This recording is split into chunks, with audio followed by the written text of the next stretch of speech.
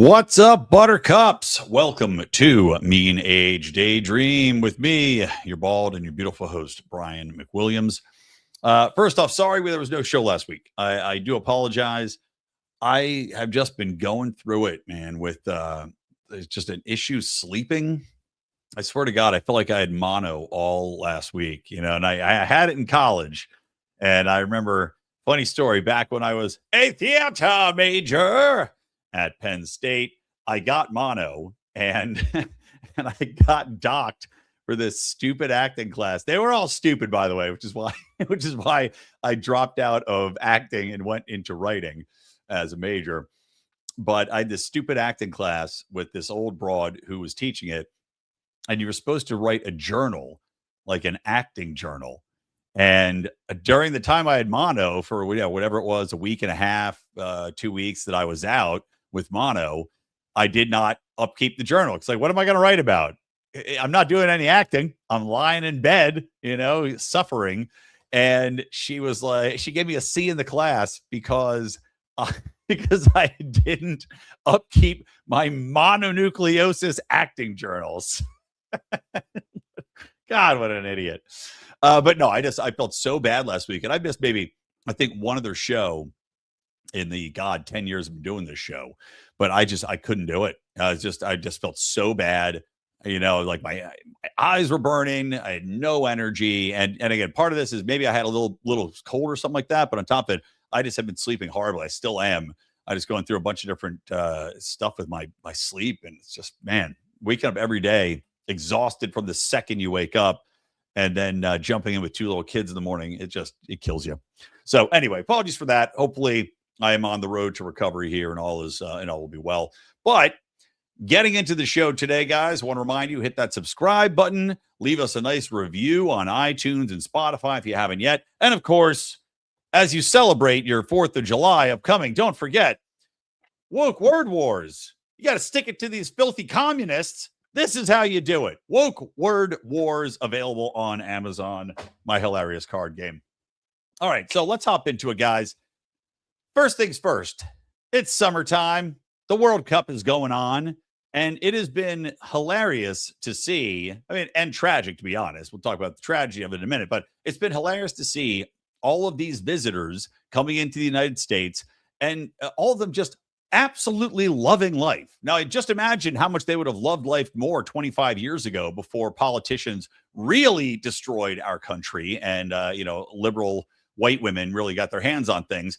But they're just coming in and saying, wow, this is a very unique experience. It's a unique culture. There's so much here that we don't have in Europe and, wherever they're coming from, where you're getting videos of Japanese people, going to barbecue joints and being like, oh, Germans in supermarkets just looking around in awe, Europeans from all over, aghast at having air conditioning, which of course is a very, very common thing here in the States. But also in a broader sense, all these people are saying, wow, we were lied to, which is fascinating. The indoctrination into the hatred of America, it's not just here at home, folks. It's everywhere. But these people are coming in and hopefully reminding some Americans that hate this country, hate everything it stands for, hate the culture, hate capitalism, that guess what? Capitalism and what used to be low market regulation and low taxation led us to have the largesse that we enjoy today. Creating abundance, having the space, having supermarkets that have everything and anything, having air conditioning easily available because your government isn't coming in and stepping on your throat and making you suffer. And in regards to the air conditioning, I've known for a long time that Europe did not have AC. I've known that there have been, heat-related deaths for a very long time in Europe. And the thing is, we see, yes, thank you, plain-spoken Jane. Yes, this is no longer capitalism. Agreed. We are in crony capitalism right now. But coming in and seeing, these Europeans experiencing air conditioning, and that's really what's kicked off this nonstop propaganda war by the EU against America, against air conditioning, where the UK government is saying, hey, if you have an air conditioning unit, you have to take it out. Now, part of that is because their energy infrastructure is garbage. All these nations went net zero. They started eradicating their coal plants, their nuclear plants. Germany famously eradicated its nuclear plants. they don't have the energy infrastructure to support AC. Now, they can't openly admit that because that, of course, puts the blame back on government and the malfeasance of government in not providing and not putting in the infrastructure necessary to have modern conveniences, life-saving conveniences, by the way. But because all these people are here experiencing the abundance of air conditioning, European leaders feel like they have to go on the attack. Speaking of, one, and this is from Artard Finder on X, the deputy mayor of Paris is blaming deaths in Paris and deaths in France on America. And I quote, this is one of the dumbest things I've ever read in my life. You, the USA, bear a significant amount of responsibility for global warming and in the consequences we in France are experiencing. Your cities, which are 90% air conditioned, are not unrelated to this. Now, this is actually a chick. I should have done a female accent. So this woman is coming out and blaming the United States. Somehow, because we use air conditioning, which I guess pushes hot air into the environment, for France's problems, even though it is half the world away, we're to blame. Even though America's emissions are actually, I think, going down. I saw a recent chart, essentially even going down. Our emissions are going down because guess what, dummies? As technology increases, as technology moves forward, you have a reduction in carbon emissions because carbon emissions are largely combined with a society that is industrializing. This is why China has such sky-high carbon outputs. And also hilarious because China and India outpace the United States by 400,000 times. And yet you don't have this woman saying, why are these Chinese in air conditioning? By the way, the Chinese also have air conditioning. I've been there. They have air conditioning. You know, if you want it, you can buy it. But to blame us for this is just classic. Like I'm talking about anti-U.S. propaganda and this propaganda war against air conditioning to try to convince their own population that this is for the greater good.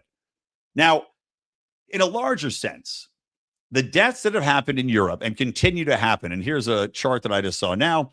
This is, let's see, at least 1,200 people died of heat stroke in France last Wednesday. This was posted on June 28th. Mostly elderly people indoors. Yes, of course. Even crazier, about 70,000 Europeans die from the same cause every year, akin to a biweekly 9/11. And by the way, Europeans die far, far higher, at much higher rates of heat-related deaths in Europe from lack of air conditioning than gun deaths here in the U.S. Isn't that funny? Yeah, they'll talk about our gun deaths. The Europeans die in mass because they don't have air conditioning. So you're seeing this propaganda war, but the thing is, there's two aspects of this. Number one, as we said, the elderly are the people that typically die the most, right? Old people, hot apartments, they're vulnerable, they're weakened. They are the ones that die in heat waves, right? And to a smaller extent, young infants, if they're left unattended, if their parents aren't paying close attention, young infants, because they're also fledgling, weaker, they can succumb to the heat. But this is, I think, by design, right? Because you think about Canada, this is why I titled this episode Europe's MAID system here, heat-related MAID system. You've got a massive social net in Europe where all of these elderly people, especially during this quote-unquote birth crisis that's going on in all these Western nations, which is why they say we have to have mass immigration, right, to even out the birth crisis. Yeah, great plan, guys. Bring in all these people. They're going to have 10 kids to the 1 kids of European unions, even though, remember, the reason people in Europe and also in the United States are not having children as early, part of that is cultural. Part of that is, people convinced that climate change is going to provide a world for their children that's uninhabitable. Part of it is the lie that was sold to many women where, hey, put your career first. You don't need a family. And you're seeing all these articles come out now from women that are older, they're 45, 50, that have no children, that don't have many friends, that are lamenting the life choices they made. And look, make your choice, right? Whatever makes you happy. But just saying they were sold a false bill of goods. But in Europe, you've got this massive social safety, welfare, take care of the elderly net. People are still living longer and longer, despite the fact they don't have air conditioning, because modern medicine has gotten a lot better. Health's gotten a lot better. Well, how else are you going to kill these people off? In Canada, they've got MAID, right? Hey, you're a certain age. It's like Futurama. The Sunset Squad robots will take you off and murder you at a certain age. Well, here, or sorry, not here, in European Union, what are you going to do? You don't have a program like that. So not having air conditioning and seeing 1,200 old people die every week during a heat wave. That might be by design. That might be something that's actually keeping some sort of solvency. And granted, these are all Ponzi schemes. We know that. Social Security and all these social welfare nets are Ponzi schemes. But that is one way you can keep your population in check and make sure that you don't have all these old people sucking up all of your money that's going towards social programs and care for the elderly. So, I mean, a lot of that, I think, might just be something they go, we're okay with it. Now, they can't openly say that, but at the same time, I'm sure when you look at the books, you're pretty happy to see those results. On the second level, talking about climate change, again, this idiot deputy mayor in Paris, every time they have a heat wave that does kill 1,000 people or more, guess who benefits? All the people that have said, oh my God, climate change is killing the world. Oh, the world's on fire. We're in a hot box oven. Even though, again, there's no real evidence of this happening. And in fact, air conditioning is their number one benefit. Let's say climate change is 100% man-made and 100% real. And look, climate change is real. I've talked about this before. We've had so many changes to climate over the millennia that the earth has been around.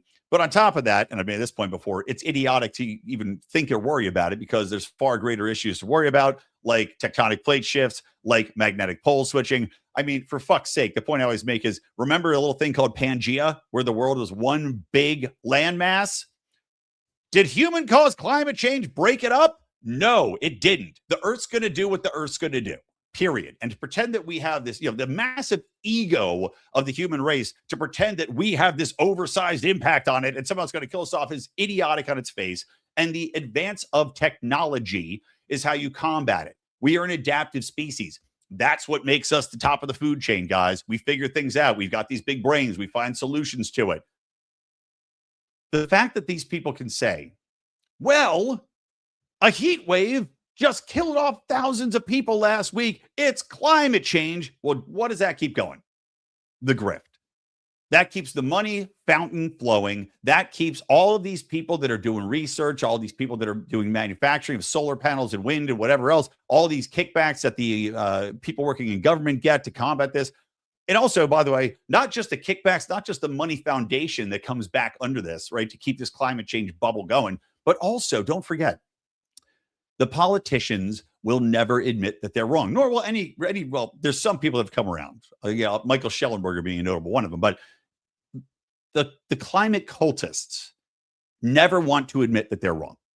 It is so embodied in their personalities, in who they are and what they believe. I mean, if you are one of these women who did not have a kid because of quote unquote climate change, having massive regrets now, you desperately need climate change to be real. To justify the choice you made that you now hate, you need climate change to be real. All the politicians in Europe that push for net zero, that don't have infrastructure to support air conditioning, need climate change to be real. Otherwise, they will be hoisted up, hoisted out of your own petard. They will be strung up like the animals they are. So they have to lean into this. Every time people die in a heat wave, it's great for them. Pop the champagne corks, because that's the thing that's going to provide them their ammunition to keep this nonsense rolling. So screw Europe. I've enjoyed every meme, a billion different versions of the meme. I'm proud to be an American because I have AC, and I'd like to thank my HVAC man who installed it for me, yada, yada, yada. Great memes. Love it. Absolutely love it.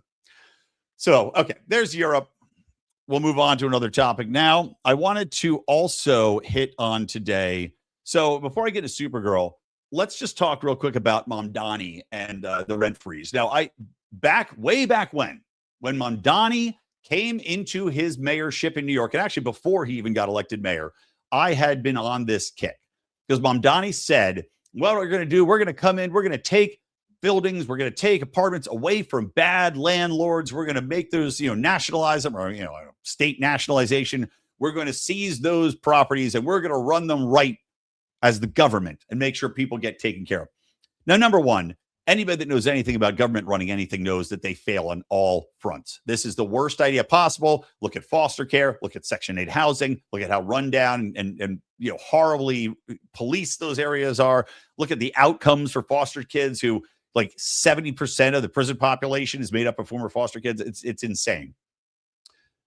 But the plan as laid out was essentially establishing this future rent freeze, because what's going to happen is you get in there, you promise you're going to freeze the rent. Great. You do. Now, what are you going to do if you're a landlord? You can't make improvements to your property because now the rent is frozen.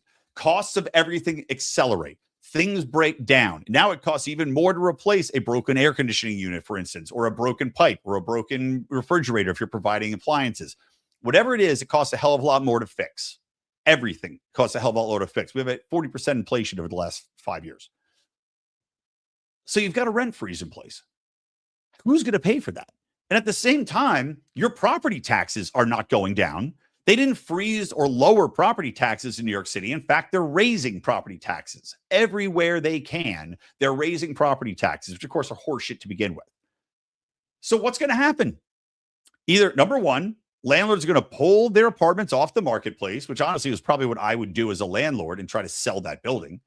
You pull your properties off the marketplace, or you stop upkeeping them. What happens when you stop upkeeping them? Oh, the government now has an excuse to seize your property. And this is the plan all along, because Mamdani is a fucking Marxist. He is a goddamn communist, and he wants to have government ownership of private entities. So this is all the plan all along. And it's not like we haven't seen this before.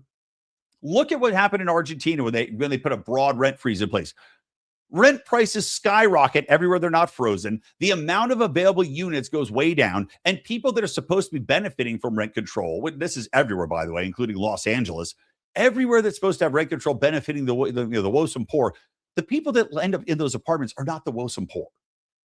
A fraction of those people. It's people that squat on those apartments and make sure they go pass down from family member to family member just because more cronyism, more nepotism. And then they keep the same people in there with frozen rent who can afford to pay far more money. At the same time that the amount of available apartments, the available leases, houses, whatever you want to call it, is shrinking. Thus, you get massive explosions in inflation across the board. This is obvious, which again is why it's not about making this affordable for people. It is about seizing properties. It's just, it makes me sick. And the fact that people are stupid enough to believe this makes me nauseous. On a broader level, you just saw Mamdani supported candidates win their primaries in New York, like across the board. And I think now in Colorado, a Democratic Socialist just won again. This is an indictment to academia, number one, first and foremost, right? Because you have Marxist teachers teaching children that America and capitalism are wrong.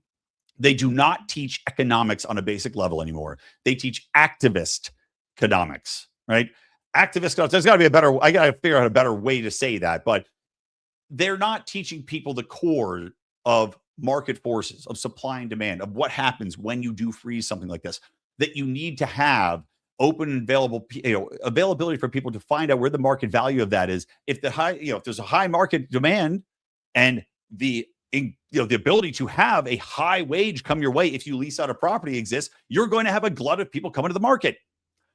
If you don't have that, if it's a disincentivized and suppressive market on prices, what do you think is going to happen? The exact opposite. But they're not teaching people that.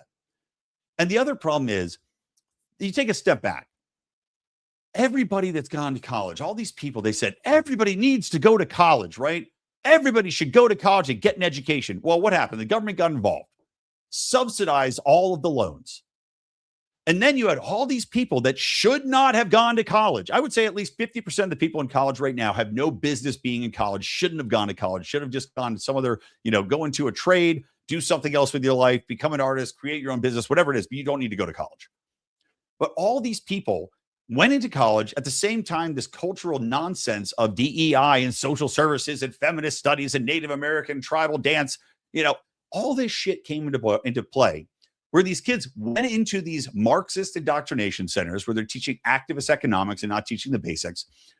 And these kids got worthless degrees that put them into hundreds of thousands of dollars into debt, because a lot of the people going to college should not have been going are coming from households where, yes, they're probably traditionally underserved, underserved. Let's just say households that cannot afford to pay for college on their own. So they had to get the loans from the government. They go in, they get worthless degrees. And even now, they're getting degrees that are worth something. And still, because the government has destroyed our economy through massive inflation, over-regulation, over-taxation, and of course, military adventurism, which is causing everything to skyrocket as far as prices and cause global uncertainty as far as what's going to go on with all these interconnected economies, on top of the massive debt that they've incurred. Well, now you have a situation where these kids are coming out, they can't find jobs. So they're in school for 4 years being told America sucks, Marxism's great, and that you should hate everything about our economy. And then they come out into an economy that has been intentionally undercut and sabotaged. So they sit at home fucking pissed off that they can't find a job, they can't make any money, they can't buy a house, they can't find an apartment, and they're not going to now. So what do you think's going to happen when some asshole comes along and says, hey, don't worry, guys, I'm a democratic socialist. We're going to seize the means of production. We're going to give you a free house. We're going to give you UBI. Well, it sounds pretty great because they've set the stage for this audience to be very susceptible to this. It is a perfect system. You're seeing the culmination of these plans. And look, give them credit. Give these leftist, these leftist psychopaths credit for getting in there, for identifying, and they did this. You can read all the texts about this, how seizing academics is one of the top things. And this is why. You are seeing the results of that right now play out with these democratic socialists getting elected. Even though you can find any number of historical examples of all of their plans failing. None of these plans work. Mamdani's idiotic grocery store he opened up, these 4 grocery stores that are government subsidized. The dumbest idea ever. It's been tried. It failed miserably in Minnesota when they tried it, in Minneapolis. Why? Because you introduce a government subsidized store that now provides these goods at a lower cost than other stores around it. So guess what's going to happen? All the other stores around it are going to close or have to sky high their prices for people that can still afford them. But a lot of them are just going to close because they can't compete. So now what happens? Oh, that's right. Everybody in that region goes to the government stores. They don't have enough supply. They cannot possibly keep their shelves stocked with what people need, the basics of life. They can't keep those shelves stocked, and they damn well can't sell them at the cost that they're providing. So now you have food deserts. Now you have empty stores. And then you have a government going, oh, God, we're losing millions of dollars a day on this store trying to provide this service, which should have never been invented in the first place. Just unbelievable. Oh, hey, B. So Mamdani and this entire ilk thing, man, it's the problem is, like anything that happens with society, I always think of Fight Club, right? You have to lose everything before you can gain anything. And we are at that crux. To be honest, these places have to crash and burn before anything changes. And you're seeing that happen right now in Europe, by the way, with mass migration and, the spending on welfare for mass immigrants, where the regular people are being taxed to death. They're providing all the services, free cell phones, free food, free housing, free childcare for all these immigrants. It's hitting that point. You saw it happen in Northern Ireland with the protests that were having, I think it was in Belfast. You're seeing them hit that rock bottom where you go, enough is enough. Now that's going to have to happen, and it's going to happen pretty quickly in New York City and New York State as a whole, because the ideas these people have are cancer. And you got to cut that out before it takes your entire civilization down. So good luck to those people. Okay. Let's move on. So two pop culture things. One I'll save for the end, which is John C. Reily, actor John C. Reily, who I love, just made a complete asshole of himself. We'll save that for the end, because I do want to talk about Supergirl, since Supergirl is trending right now because the movie, predictably, is a huge bomb. Now, I'll tell you, I tweeted this out on June 18th, and I said this about Supergirl. There is zero fan base for Supergirl. It's not a thing. The comic reading audience of women is minuscule. It's not kid friendly. Men don't read Supergirl. Now, men do read Supergirl. Some men, it's got some male audience there. But again, this is not like Supergirl's never been a massive selling title. Men don't read Supergirl. So who's the audience? Random women? No. Random women also don't give a shit about Supergirl. Millie Alcock isn't hot enough to draw random males. That's just a fact. She's not. She's not somebody that you're going to have a poster on your wall about. You might think she's okay or kind of cute, but they also made her look like shit in this movie. It's not like they dolled her up into some Hottentot. She looks like a dirty alcoholic in the movie. So who's hungering out there? Nobody. And she's a PR nightmare. Millie Alcock, and look, the stuff she said during Gay Pride Week, about Supergirl being a queer icon, she's baited into that. Every person that's interviewing her has kind of baited her into saying, well, Supergirl queer icon. She's going along with it. I have less problem with that than I do about her earlier statements, which is that she, this entire PR campaign ran out there. And again, this is Millie maybe having bad PR handlers or just being dumb, but rolling out this entire thing about how she's men that think they own women's bodies in film, which is just fucking stupid. And that somehow that, this is toxic, basically saying the fan base is already toxic, the male fan base. And then saying that Christian dads don't like this movie, which again, idiotic statement, no basis in reality whatsoever. Christian dads, if anything, would love a wholesome super character, especially if they have young daughters. I have 2 young daughters. I would have loved to show my kids a inspirational, wholesome. It can still be fun. It can still have some dirty jokes in there. Look, I mean, I'll show my kids Guardians of the Galaxy. My kids watch Monster Squad, for fuck's sake. My 2 little girls watching Monster Squad, which is funny. But why would anybody want to go see this movie where this girl's just shitting on parents? And then on top of all of that, right, you have to think about the basic allure of this character. Like I said, this is not a kid-friendly movie. So you're automatically eradicating any child audience because it is about a angry, bitter, non-caring, alcoholic Supergirl. What combination of those things is attractive to families and, as you said, to the overall fan base? If this was an R-rated, whatever character, and maybe then, maybe it has a hotter lead. Okay, let's go see Dirty Supergirl. It'll be fun. But it's not. It's not that. It's like a PG or PG-13 movie. And then you also have, and this is something that kind of goes back, and other people have mentioned this, but I was talking to, and I've known this for a while now, but I was talking to a film and TV producer that's a friend of mine. And when I say a film and TV producer, I mean he is a very high level film and TV producer. And we had this conversation about Supergirl and also the industry as a whole and what's happened to it, which is why you have a lot of terrible content. And I've talked about the eradication of white male writers before being a huge problem, just because you eliminate 70% of your talent base right there by not hiring them, and they're not hiring them. But in a broader sense, he was telling me about a meeting he had with a female executive, and they're all female executives right now. They're running Hollywood. So he has a meeting with a female executive, and he goes, well, here, I'm pitching this story. And she's pushing back, and she's like, well, who's the audience for this? And it's like a male-centric, action story. And he goes, well, you're not the audience. She goes, no, I am the audience. That's the problem. No, you're not. Men and women are very different. They think differently. People have been citing this Lego study they did, which saved the Lego brand, essentially, which is that Lego did a study, and they had women, girls and boys play with action figures and play with female figures. The boys went out of their way to embody the character when they played it. They were, maybe they put themselves as like, oh, I'm Batman, but they still played as Batman, the character Batman, and everything Batman did and is known for, going out there, beating the shit out of people, being this heroic character and, talking like Batman. They became Batman, right? They played very differently, but the way they interact with the characters is very fundamentally different than when girls played with Batman. Because when girls played with Batman, they put Batman in high heels. They had Batman making cookies. They made Batman into them, not the other way around. And that's a very vital point to make when it comes to character creation and films like this. The writer of this movie, Anna Noguera, I don't know how she got the job, to be honest.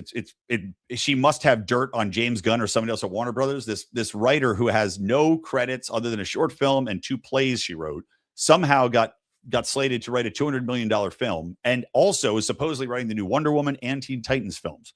It's a terrible script.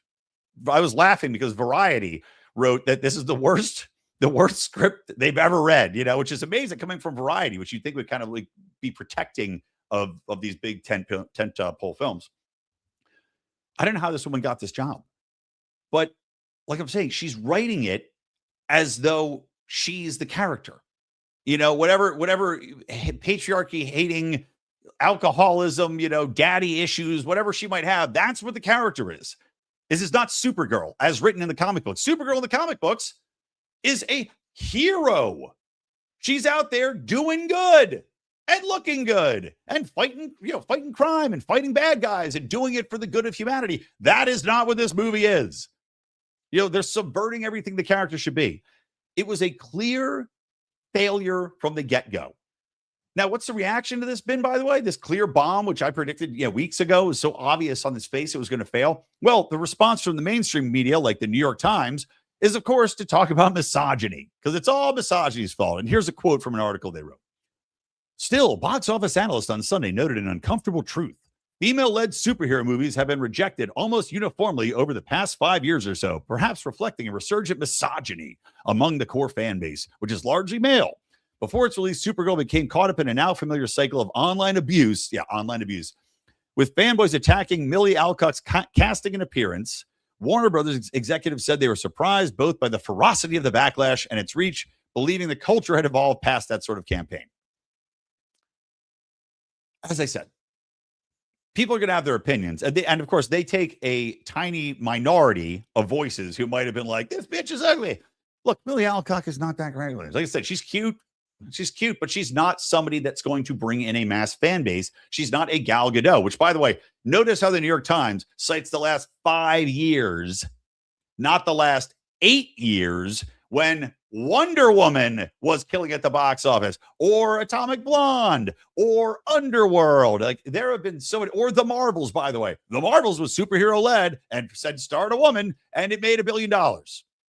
Not The Marvels, Captain Marvel. Sorry, Captain Marvels. The Marvels failed miserably because it was more slop, written badly, and that nobody gave a shit about. The audience is there, but the problem is the writing is terrible. The lead actresses are not PR friendly, and they're not that hot. Gal Gadot was a bombshell. Whoever might think about her, her opinions on Israel, she's a bombshell in a movie where she played Wonder Woman, and it was, a well-received, well-written movie. Great. Same thing with, again, Underworld. I watched every one of the Underworld films with a female lead who was gorgeous, fun to watch, fun films. These people will clutch to anything to avoid the simple truth, which is you need to make better films. You need to hire better writers. And yes, that means bringing in male writers again, especially white men writers. I'm sorry, you got to bring them in because it's 70% of your fucking writing base. And you got to market these things better.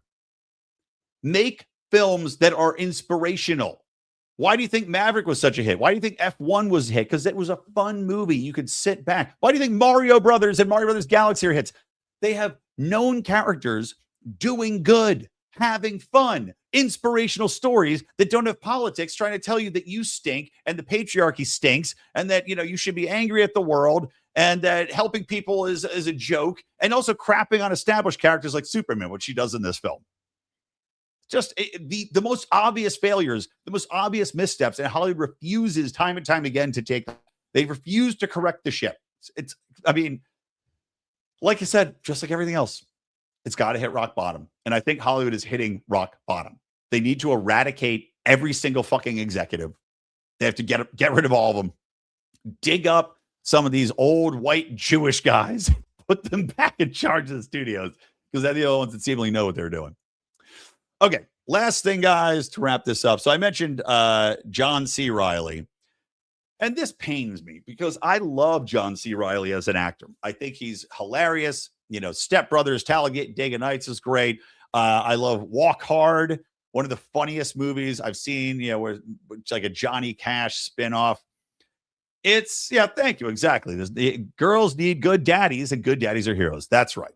So we have seen all these actors now come out. And just today, there's a story that broke, and it pissed me off, where Will Wheaton, who was Wesley Crusher in Star Trek: The Next Generation, and George Takei, I guess they were talking on some podcast or some show. They're shitting on Dwayne "The Rock" Johnson because Dwayne Johnson came out and supported Biden, and I guess he got some shit for it because people were like, shut up, which, by the way, every actor, shut up. We don't care about your opinion. Shut up. Just go, keep them to yourself, go do your thing, man. Dwayne Johnson now said, I'm not talking about politics anymore. I did it before. I think it was a mistake. I'm keeping my mouth shut. You live your life. I'll live my life. That's the way it should be. That's what people actually like and respect. Good job being smart. The gal who was Captain Marvel and Brie Larson recently said the exact same thing. She goes, nope, I'm not talking about politics anymore. Nobody cares. I think she literally said, no one cares what I think. Good job, Brie. Yes, correct. Nobody cares what you think. Nobody gives a shit. But Will and or Wesley, no, goddamn, I'm confusing his Star Trek name with his real name. Will Wheaton and George Takei, coming out and they go, well, silence is violence, basically, about Dwayne Johnson not talking about politics. Well, the thing is, they're just mad at him because they are mad he's not out there shilling for them. That's why they're mad. If The Rock had conservative viewpoints, like some other people in Hollywood, which of course get blacklisted in Hollywood if you have conservative viewpoints. If he had different viewpoints than them, they would be telling him to shut the fuck up. That's the irony. These people are such hypocrites. They're such idiots. And they have no empathy. And that will bring us to the clip of John C. Reily talking about empathy. So let me cue this up real quick for you guys, because it just was one of the most ridiculous, again, hypocritical and tone deaf things I've seen in quite some time. So let's cue this up and make this a little larger for you guys. You can see it. If you stand up for human rights, why is that a right or a left thing? Why aren't people on the right wing concerned about human rights? They're human too. This whole thing that kind of has come into vogue of empathy trap. It's an empathy trap. That's what Elon Musk says. Empathy is don't be fooled by the empathy trap. Yes. Stick to your agenda and what's best for you. Holy fuck. Don't start feeling bad for so-and-so. They're on their own thing. Look out for number one. Wait a minute. Empathy is not a trap. Empathy is a superpower. That's right. That's what makes human beings exceptional. Our ability to look outside of ourselves. We're not an alligator trying to just get the next fish. We're human beings. We can relate to something that's not us. That's a superpower. And it's also the cornerstone of civilization. The fact that we stay at the red light and don't just zoom out because we want to get through the light faster, because what will happen? Well, we might smash into someone. Well, you don't know that person. Yeah, but I still don't want to smash into them. Those are the building blocks of civilization. That's the agreement. Okay, so there's his empathy statement, and even the analogy with you don't run into people. It's so stupid because buddy, if you run through a red light, you're also putting yourself in danger. Much of society and its rules are based upon self-preservation of the society because it's good for everybody. The whole golden rule thing, right?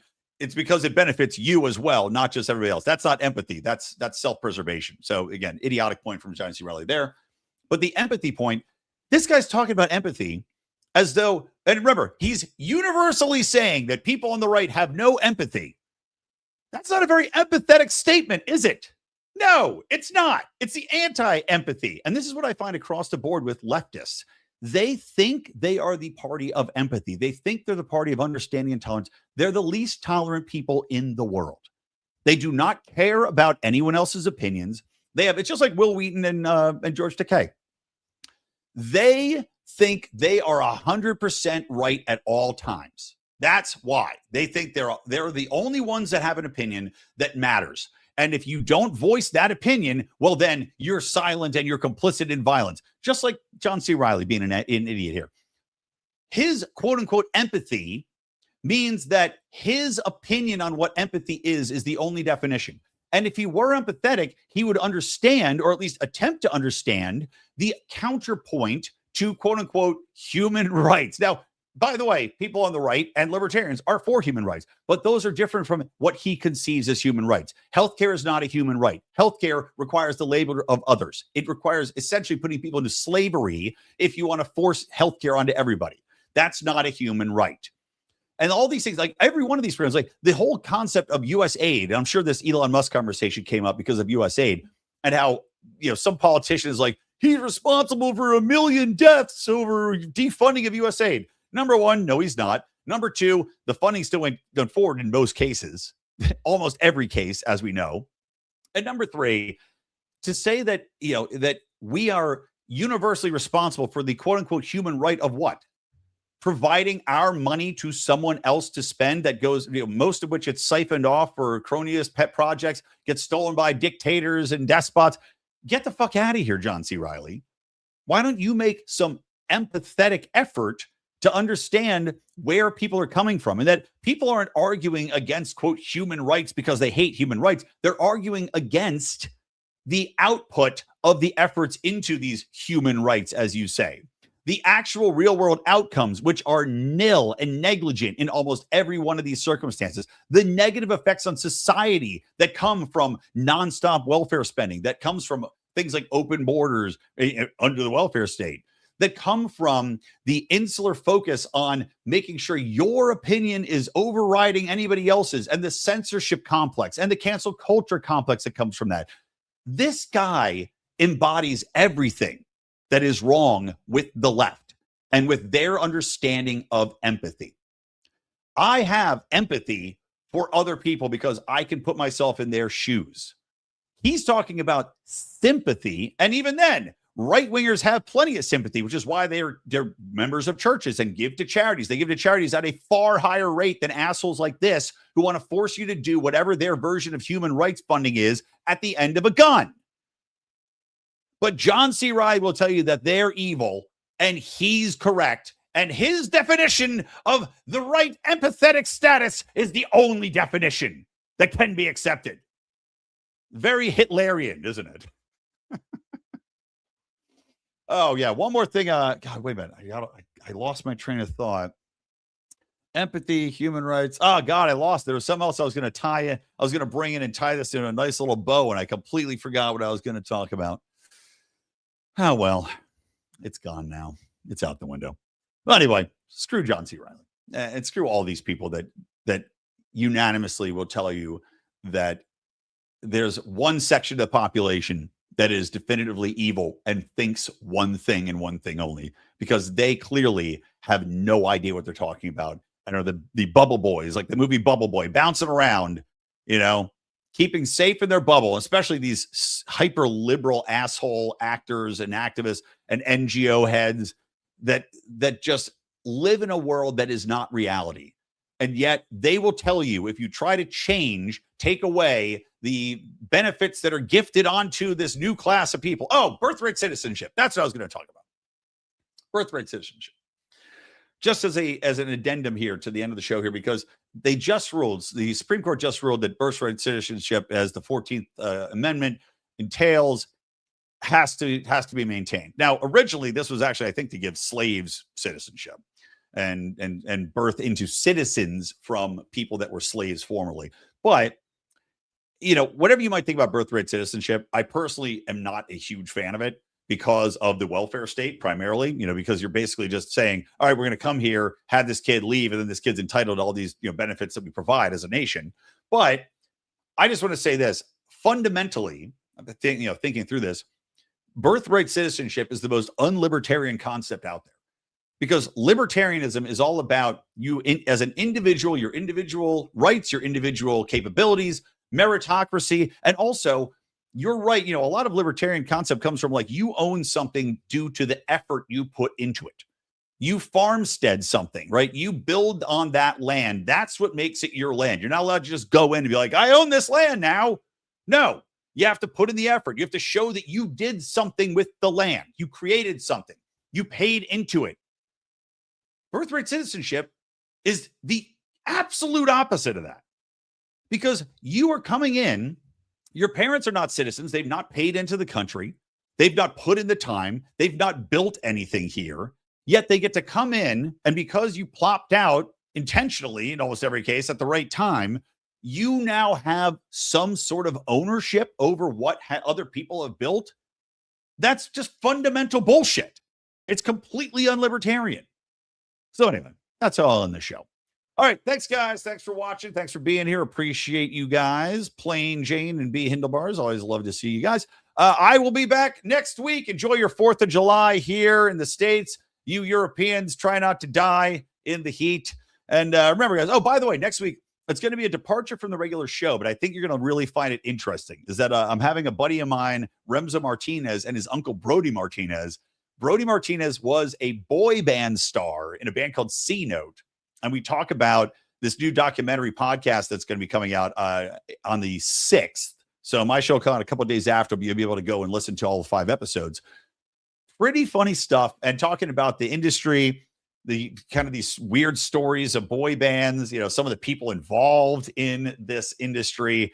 And it's pretty fascinating. So I feel like, coming off the 4th, let's take a break. We'll do a little bit of a more funky show. So make sure you don't miss that. All right. Thanks, guys. From me, Brian McWilliams, from the Lions of Liberty Network and Mean Age Daydream. Keep those electric eyes on me, babe, and keep that ray gun to my head. Peace.